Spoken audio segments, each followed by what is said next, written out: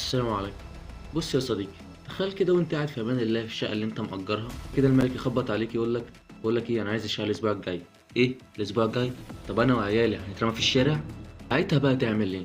تقوم تشيل عفشك وتخرج، ولا تقول له لا انا القانون معايا؟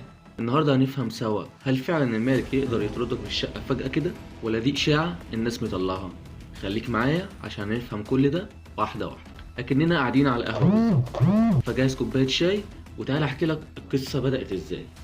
القصة بدأت يا صديقي إن في ناس كتير بتسمع كلمة القانون الجديد، وإن خلاص المالك يقدر يطرد أي حد ساكن عنده. الحقيقة غير كده خالص. القانون الجديد بتاع 2025 اتكلم على نوعين من الإيجار: الإيجار القديم اللي هو قبل سنة 1996، والإيجار الجديد اللي هو بعد 1996. كل نوع عليه نظامه وحقوقه يا صديقي.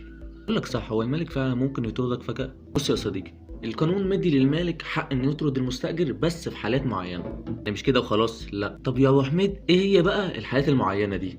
هقول لك يا صديقي، الحالة الأولى هي لو المستأجر أخر الإيجار أكتر من شهرين ورا بعض. وركز معايا، ورا بعض. يعني لو تأخرت في شهر مثلا وما دفعتش الإيجار، ورجعت بعد 4 شهور، يعني أنت دفعت شهر، والأربع شهور اللي بعده دفعت ال4 شهور عادي، وجيت بقى بعد ال4 شهور في الشهر الخامس اتأخرت شهر، كده مبقاش متتاليين. يعني كده مثلا ما دفعتش شهر واحد وبعد كده دفعته ودفعت اتنين وتلاتة وأربعة وخمسة، جيت في شهر ستة ما دفعتوش، كده ما يعتبروش متتاليين، كده ده في شهر واحد وده في شهر ستة.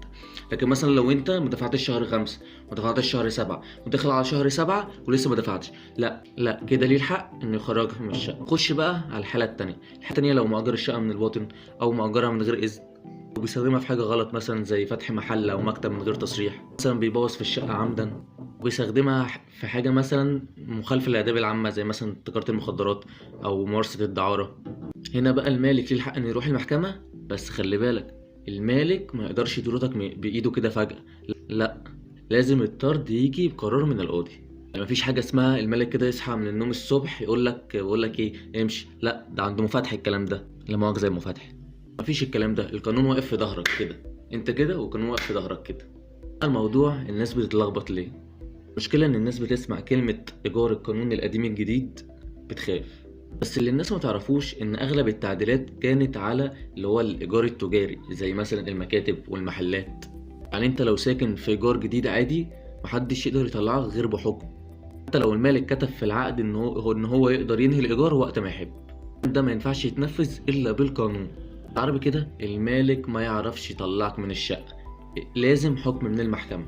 صديقي، لو انت مأجر شقة